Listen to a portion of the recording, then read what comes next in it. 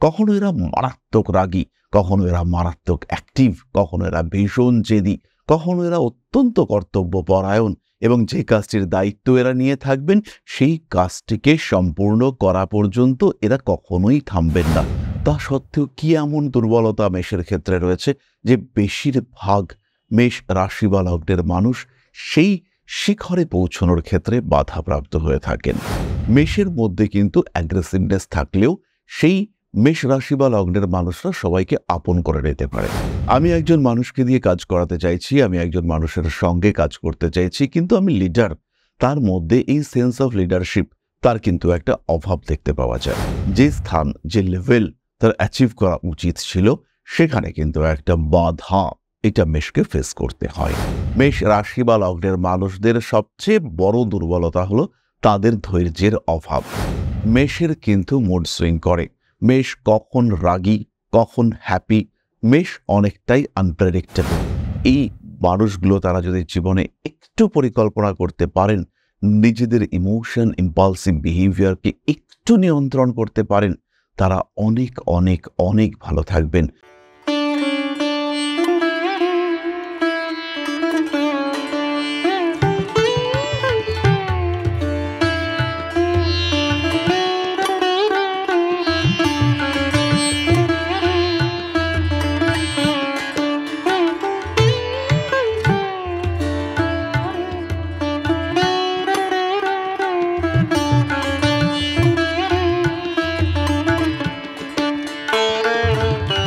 নমস্কার, Rishibani institute of Vedic অ্যাস্ট্রোলজির পক্ষ থেকে স্বাগত জানাই আজকের জ্যোতিষ আলোচনায়। আমি শান্তনু আপনাদের সঙ্গে। আলোচ্য বিষয় বিশুদ্ধ জ্যোতিষ। প্রত্যেকটি মানুষ, প্রত্যেকটি রাশির মানুষ, তাদের কিছু বিশেষ বৈশিষ্ট্য থাকে যেগুলো তাদের এগিয়ে নিয়ে যায়।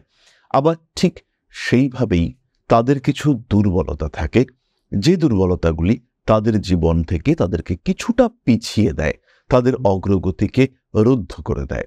কখনো সিদ্ধান্ত নিতে বাধা দেয়, কখনো ডিসিশন নিয়ে সেই ডিসিশনকে রূপায়িত করবার জন্য যে অ্যাক্টিভিটি, যে মোটিভেশন দরকার, সেই মোটিভেশনের ঘাটতি সৃষ্টি করে। আজকের ভিডিওটিতে আমরা সেই ধরনের কিছু দুর্বলতা খুঁজে বার করবার চেষ্টা করব এবং মেষ রাশির ক্ষেত্রে, মেষ কালপুরুষের প্রথম রাশি, মঙ্গলের দ্বারা নিয়ন্ত্রিত অগ্নিতত্ত্বের চর প্রকৃতির এই রাশি। এই মেষ রাশিতে রবি উচ্চস্থ হয় এবং শনি নিচস্থ হয়।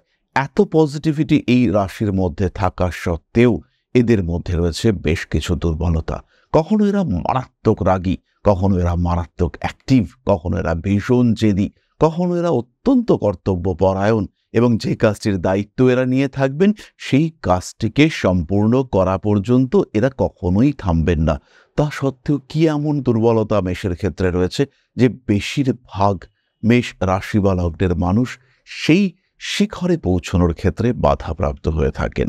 আজকে আমরা মেষ রাশির সেই দুর্বলতাগুলিকে খুঁজে বার করবার চেষ্টা করব, যার কারণে মেষকে পিছিয়ে পড়তে হয়, মেষ পিছিয়ে আসতে বাধ্য হন। সমস্ত রকম ক্ষমতা, সমস্ত রকম যোগ্যতা থাকা সত্ত্বেও সেই সাফল্যের শীর্ষে উঠতে মেষ ব্যর্থ হয়ে থাকেন, যেটা তিনি অ্যাকচুয়ালি ডিজার্ভ করেন। সেটাই আমরা খুঁজে বার করবার চেষ্টা করব আজকের এই ভিডিওতে। মূল দুর্বলতাগুলির মধ্যে আমরা পড়ে যাব। প্রথমেই বলি, মেষ কিন্তু উদার। মেষ রাগী হতে পারে, মেষ জেদি হতে পারে, মেষ ছটপটে হঠকারী হতে পারে, কিন্তু মেষ উদার। মেষ সবাইকে নিয়ে চলতে পছন্দ করে। মেষের মধ্যে কিন্তু অ্যাগ্রেসিভনেস থাকলেও সেই মেষ রাশি বা লগ্নের মানুষরা সবাইকে আপন করে নিতে পারে। আমি একজন মানুষকে দিয়ে কাজ করাতে চাইছি, আমি একজন মানুষের সঙ্গে কাজ করতে চাইছি, কিন্তু আমি লিডার, তার মধ্যে এই সেন্স অফ লিডারশিপ তার কিন্তু একটা অভাব দেখতে পাওয়া যায়। মেষ সাম্যে বিশ্বাসী এবং এর ফলে কিন্তু মেষ রাশি বা লগ্নের মানুষদের সেই লিডারশিপ কোয়ালিটি সেটা অনেকাংশে নষ্ট হয়। ফলে যে শ্রেষ্ঠ, যে সবার উপরে থাকবে, তার দায়িত্ব অন্যদেরকে নেতৃত্ব দেওয়া। এই নেতৃত্ব দেওয়ার জায়গাটিতে কিন্তু বেশ কিছুটা পিছিয়ে আসেন। লিডারশিপ কোয়ালিটি থাকলেও সবাইকে আপন করে নেওয়ার চেষ্টার কারণে মেষ রাশি বা লগ্নের মানুষদের সবাই বন্ধু মনে করেন। নেতা, গুরুত্বপূর্ণ, ক্ষমতাশালী, এই ফিলিংস এইটা কিন্তু মেষ ক্রিয়েট করতে পারেন না। এটি সরাসরি মেষের কোনো দুর্বলতা নয়, কিন্তু এর জন্য মেষ কিন্তু সেই পদ প্রাপ্ত হতে ব্যর্থ হন যেটা তিনি ডিজার্ভ করেন। যে স্থান, যে লেভেল তার অ্যাচিভ করা উচিত ছিল, সেখানে কিন্তু একটা বাধা এটা মেষকে ফেস করতে হয়।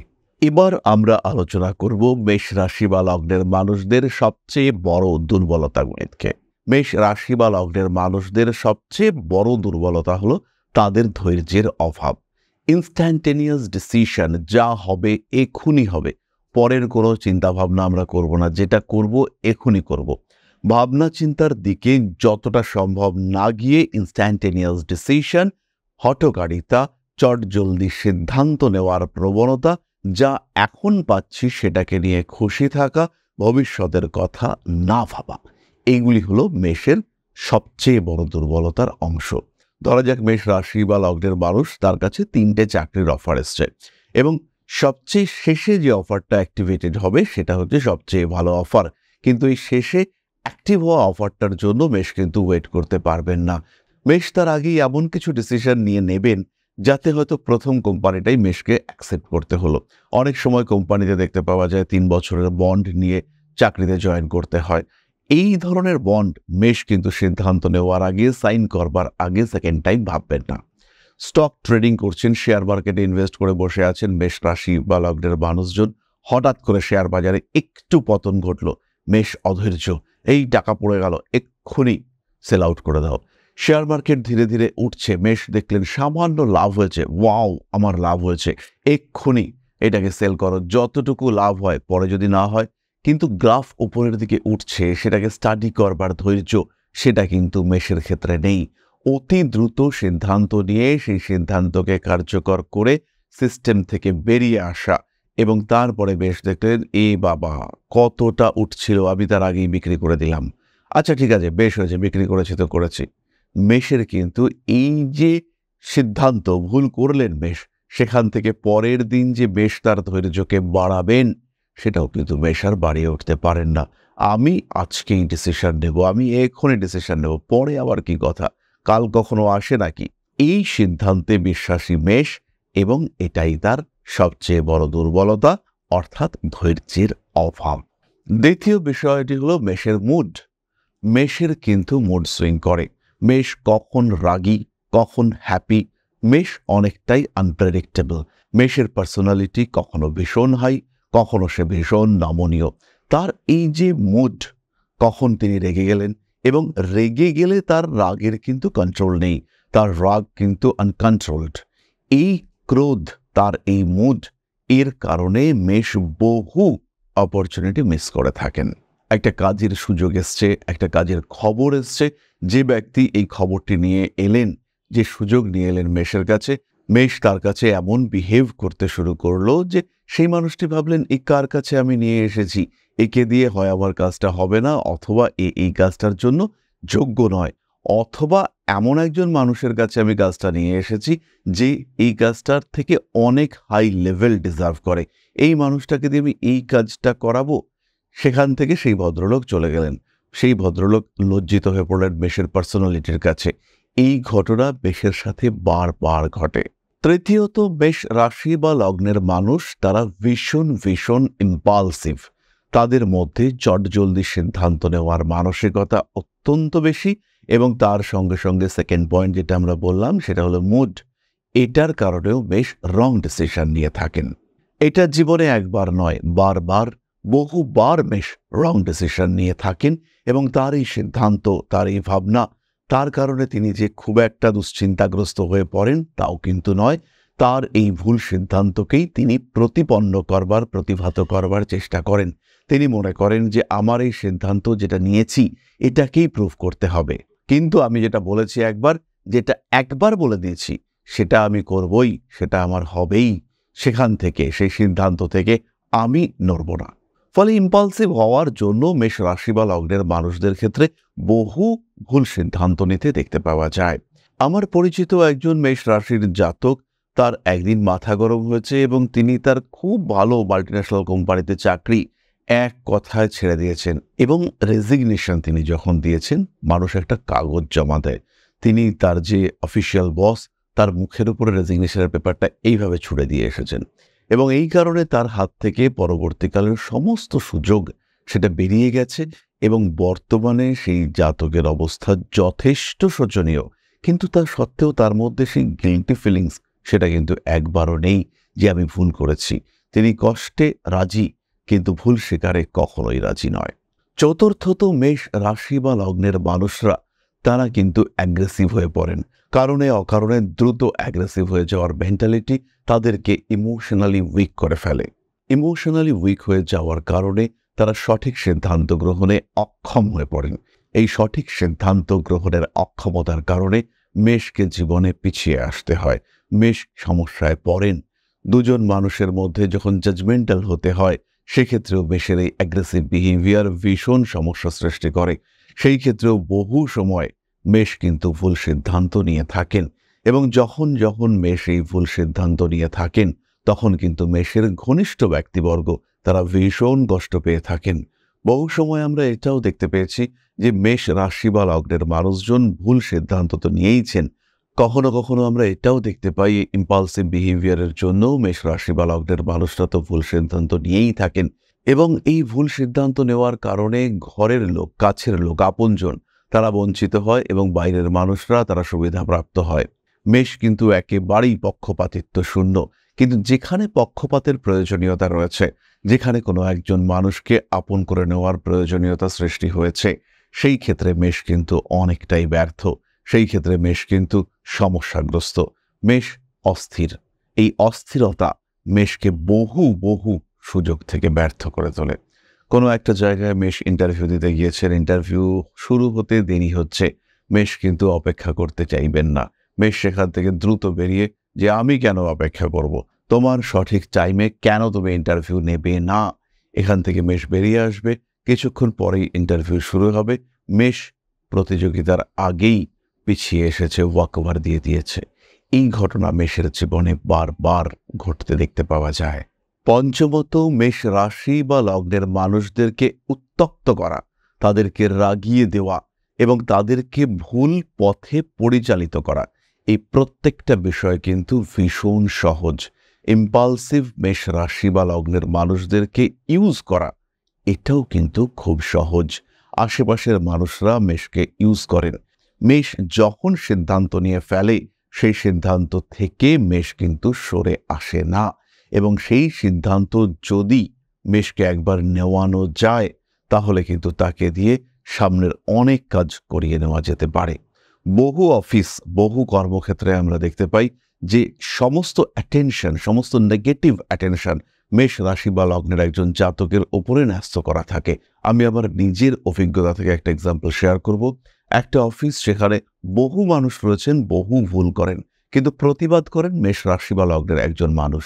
এই প্রতিবাদী মানুষটিকে বসের কাছে খারাপ করে রাখা হয়েছে।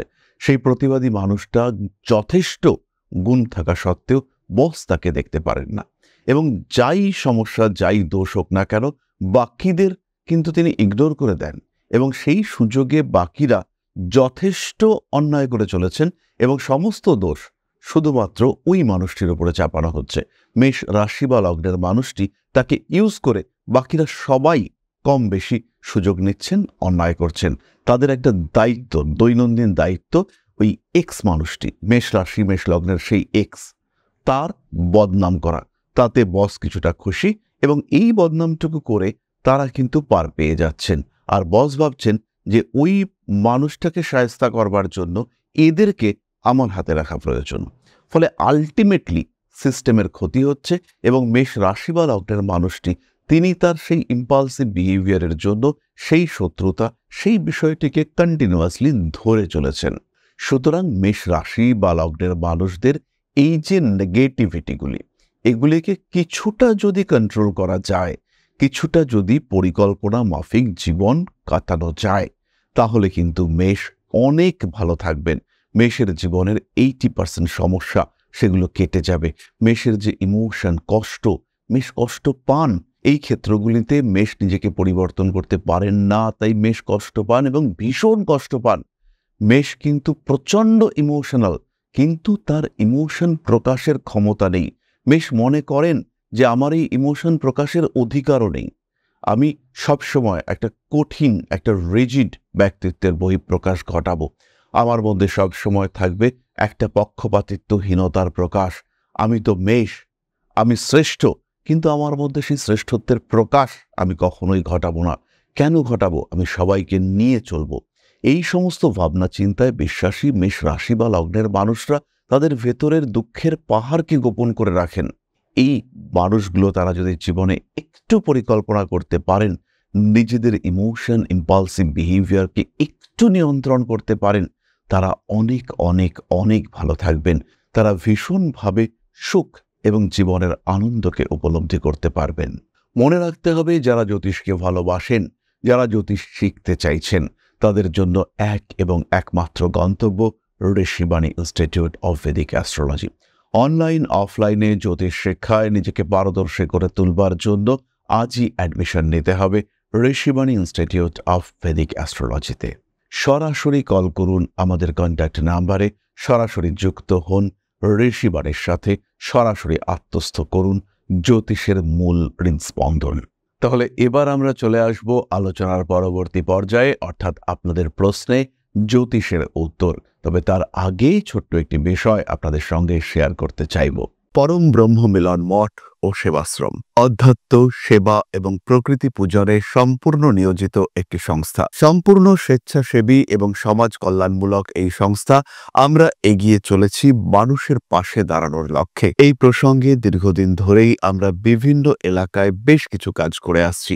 আপনাদের সহযোগিতা, আপনাদের পাশে দাঁড়ানো, আপনাদের হাতে হাত মিলিয়ে এগিয়ে নিয়ে আসার চেষ্টা, আপনাদের সহযোগিতা, আপনাদের পাশে দাঁড়ানোর প্রয়াস, এই সমস্ত কিছুই আমাদেরকে এগিয়ে নিয়ে চলেছে। আমাদের পাথেয় হয়ে উঠেছে আপনাদের ভালোবাসা। বিগত বেশ কিছুদিন ধরেই আমরা বিভিন্ন অনগ্রসর এলাকায় কাজ করে চলেছি। কখনো আমরা শিশুদের মধ্যে শিক্ষা উপকরণ বিতরণ করেছি, কখনো আমরা পুজোর পোশাক বিতরণ করেছি, কখনো তাদের খাদ্যের ব্যবস্থা করেছি।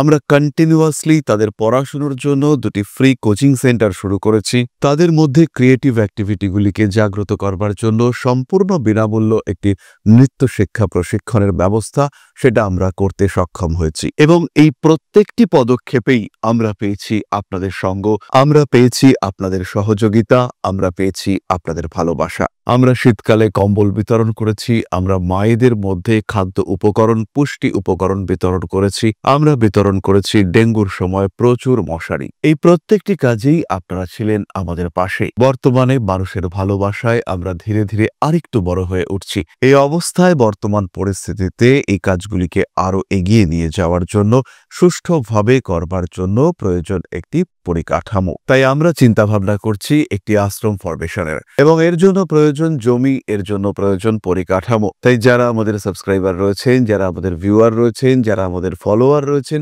যারা আমাদেরকে ভালোবাসেন, যারা আমাদের পাশে থাকেন, প্রত্যেকটি সহানুভূতিশীল মানুষের কাছে আমাদের অনুরোধ, সাধ্যমতো সামান্য পরিমাণে আপনারা এগিয়ে আসুন।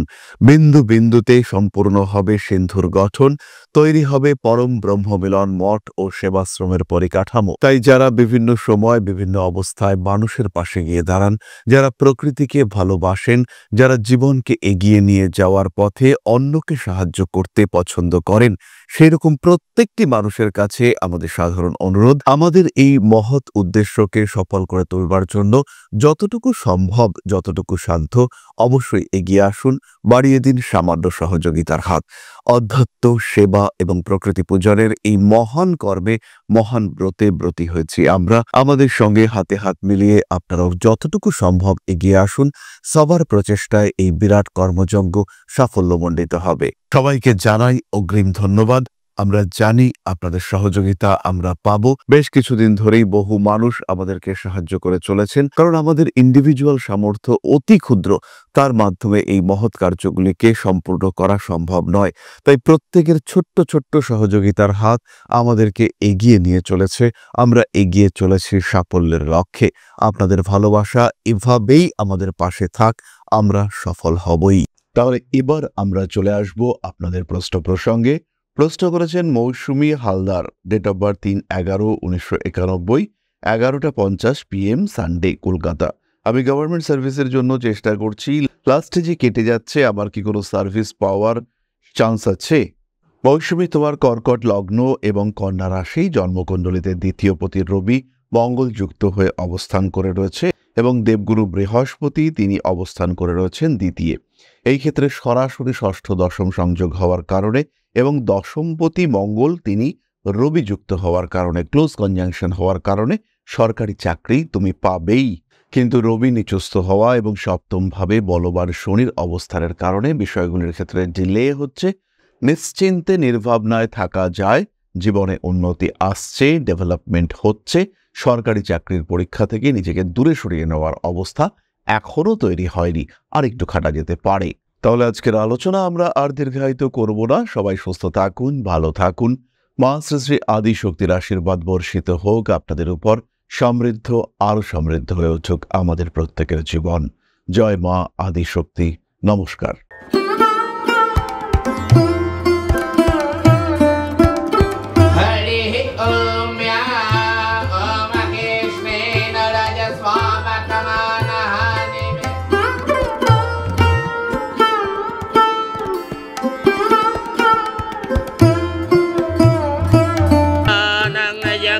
हेतुश्च पयस्नानं विद्युज्वदां ह्रीं ह्रीं ह्रीं हुं हुं सिद्धिं शक्तिदेयं स्वाहा।